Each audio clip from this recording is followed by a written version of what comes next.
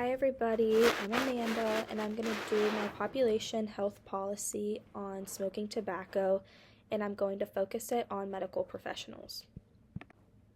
So like I stated before, the health issue is going to be smoking cigarettes with a focus on medical professionals. So reported by the CDC, 28.3 million US adults smoke today. And there's a prevalence of smoking among physicians is actually very high, and it's around 21%, and that is reported by Besson. The patho behind smoking a cigarette is when smoke fills your lungs and enters your bloodstream. From your alveoli, carbon monoxide in the smoke moves into your blood, which pumps oxygen out of your red blood cells, starving your cells and tissues. And this is basically what happens when someone is like going up the stairs and they feel shortness of breath, because there is a lack of oxygen within their red blood cells now, because there is so much damage from the alveoli because of the carbon monoxide that the individuals are inhaling into their lungs.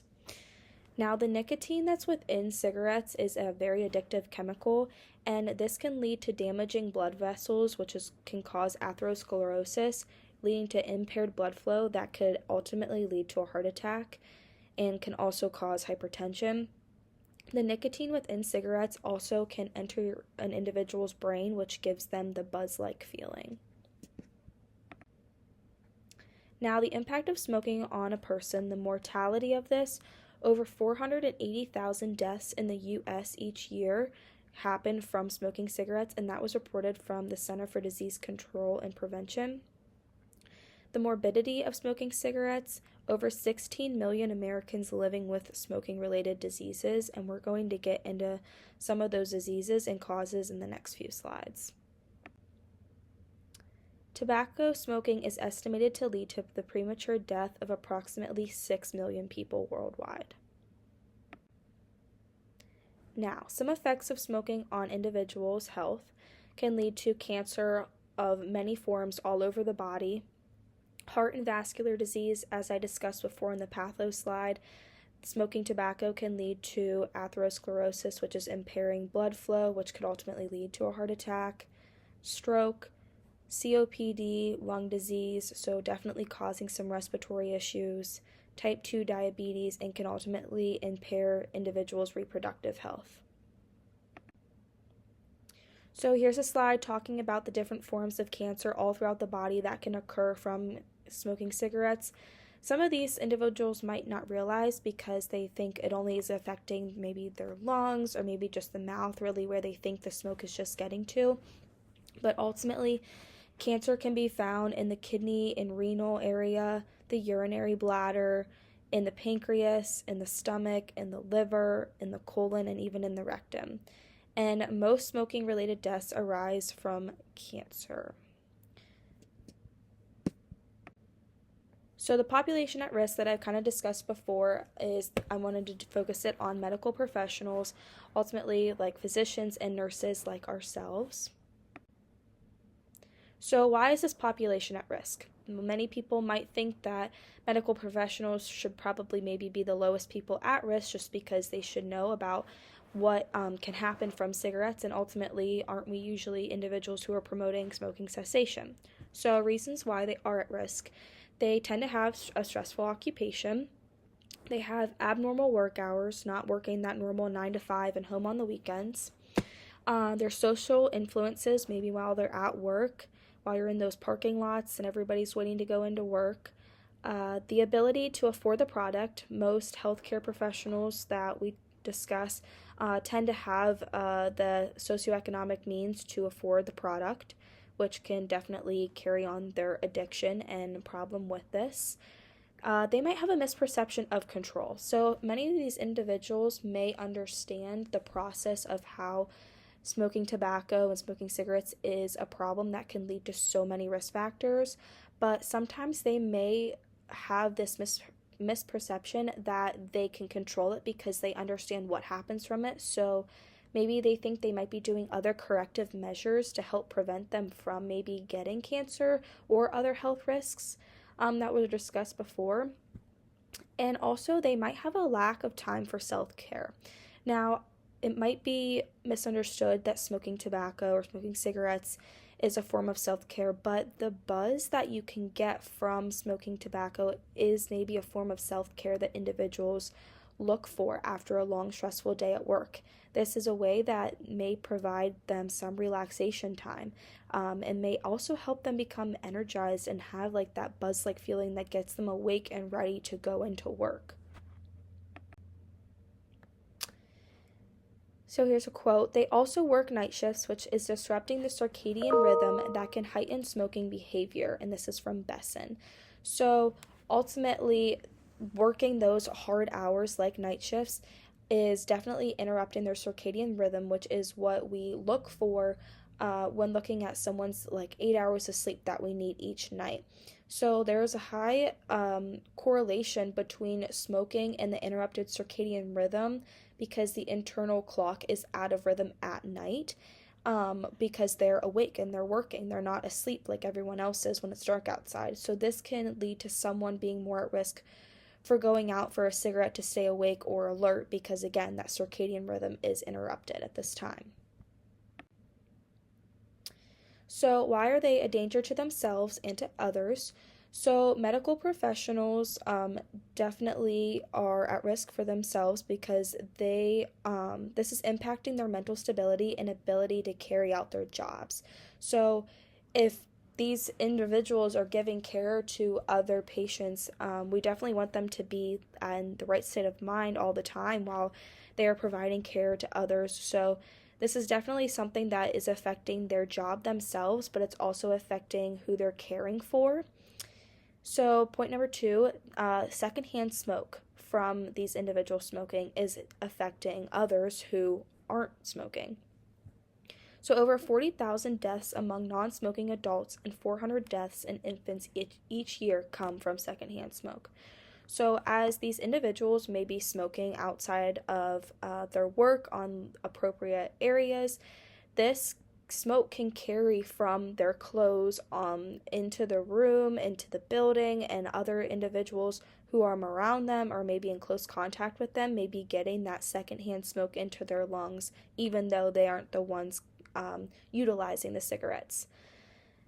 Point 3 here, third-hand smoke. This is something that a lot of people might not realize. I know second-hand smoke is maybe a more prevalent topic that we talk about when it comes to smoking, but third-hand smoke, substances in third-hand smoke are known to be hazardous to health, and people are exposed to these chemicals in third-hand smoke when they touch contaminated surface or breathe in the gases, and that was from the Mayo Foundation.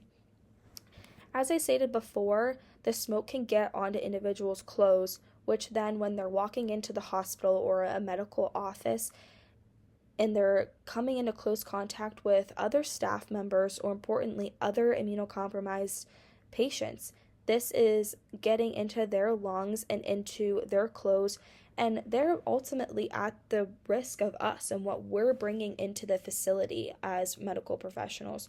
So this is really important that we discuss with what clothing are individuals wearing before they go into work. Is it the same clothing that they just wore outside and where they smoked their cigarette before going into their shift? Because ultimately, these patients are inhaling it when they're coming into close contact with nurses or physicians and any other kind of medical professional. And 4, these are, like I said before, patients are at risk. We are also, like I said before, we need to protect them with how we're taking care of ourselves. And if we're not taking care of ourselves, how can we promote smoking cessation? And it's reported that a lot of physicians who don't or who do smoke, it's harder for them, and they're more or less likely to promote smoking cessation. And on the slide we talk about that. Despite the consequences for themselves, physicians who smoke are less likely to promote quitting smoking for their patients. So how are we able to promote the best health for our patients if we're not taking care of ourselves and if we truly don't believe there is a harm in smoking? So this is a very important topic for why it's not just for nurses or x-ray techs or physicians. It's for everybody. We're all supposed to be advocating for our patients and providing them with the best education that we possibly can. So the social determinants of health, Like I talked about before, the economic stability of these patients or of medical professionals, is typically pretty good. So they're able to afford the product, which is definitely keeping them at risk because they're able to continue to go out and repurchase the product. Their health themselves and their access to care. 13% of frontline healthcare workers say they received behavioral health services. So sometimes their mental health, that is a big topic nowadays that we're finally being able to discuss. Individuals may be smoking because this is a way for them to help care for themselves mentally. And if only 13% of our frontline workers are saying that they received behavioral health, that it's a very large percentage of them that are not receiving that. This is something that I know we advocate for our patients to receive, like the mental and physical health. We also need to promote that just as much for medical professionals ourselves, because who's asking us those questions? Who's taking care of us? So we need to be advocating not just for ourselves, but for our peers, for our employers, for our employees, everybody. Continuing on with social determinants of health, the education part of these professionals typically are well educated on the impact of smoking and the effects of it. But again, reinforcing the education and the effects of what can happen to these individuals is definitely important. Again, we need to treat these individuals like they're a normal patient, that they maybe don't have that education or that background on the effects of smoking, and provide them with resources. Community, these individuals might be influenced by their peers and just being socially at work, on breaks when they're out together with their friends, with their other staff members, when they're walking into work, maybe the parking lots that they're all parking in, individuals are smoking at them, and that's their environment. And they have to go to that same parking lot each day, and it might be far away enough from the hospital or the facility, but we still need to advocate for smoking cessation on these areas, so that way, again, we're not getting that secondhand smoke onto their clothing before they're entering the building. And again, they have that stressful work environment. This smoking cigarettes might be a way for them to calm down and relax, or get them ready for that shift that they're about to go into that they know might be tiring and hard on them. So the health equity of this, reported behavioral health disparities that medical professionals are facing. 93% reported facing stress. 76% reported that they face exhaustion and burnout. 86% report facing anxiety, and 77% report facing frustration. These are all mental health problems that we need to address, and it's normal for other individuals to be facing these, even though they are medical professionals. Again, we need to be checking in on them just as much as we're checking on our patients, and that starts with checking in on ourselves and understanding that there's other individuals who may not be seeking help and care because they feel that their role in life is taking care of others. But importantly, we need to take care of ourselves before we can go and take care of someone else to the best of our ability. Now looking into health policies.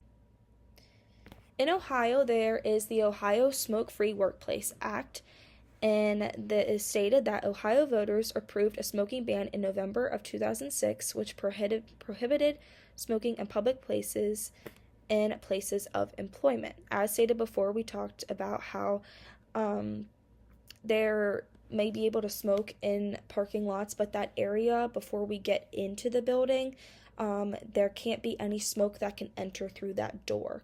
So there might not be any certain distance that is requiring them to smoke away from the building, but as long as those fumes and everything aren't getting into the building, it is allowed.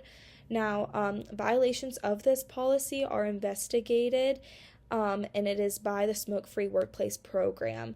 And now, this is a state policy, obviously enforced by Ohio, and it's enforced by the Ohio Department of Health, and violations of the policy deem an investigation and enforced again by that Smoke-Free Workplace Program.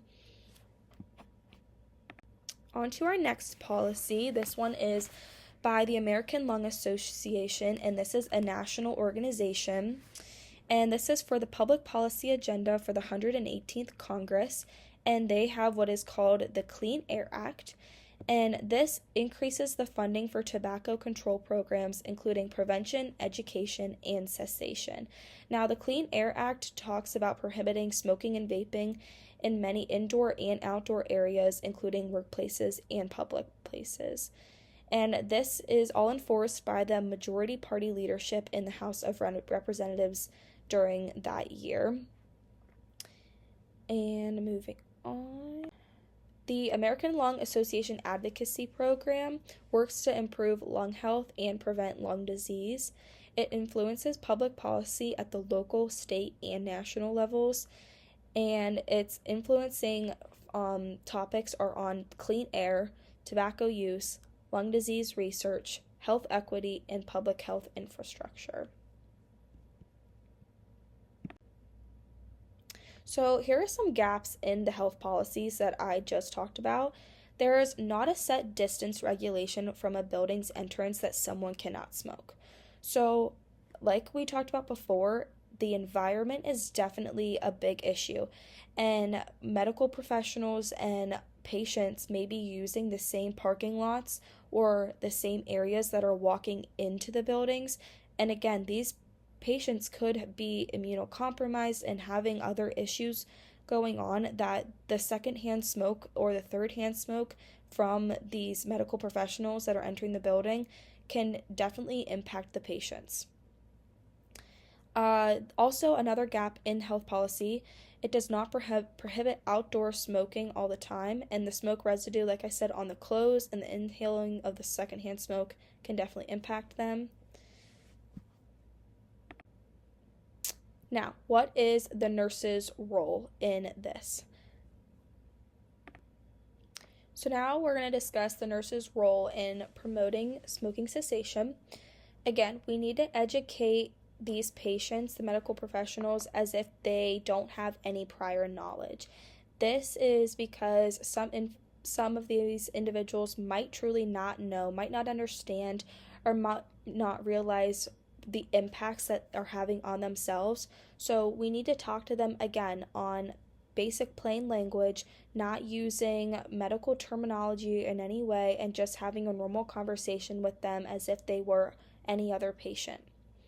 We need to provide resources like programs, whether they're pamphlets, other resources including like groups that they can go and talk with, even maybe peers that can help them, that maybe they once faced a smoking issue that could help and provide them with just support system for them to get through this time and help educate them and be there for them while trying to promote smoking cessation.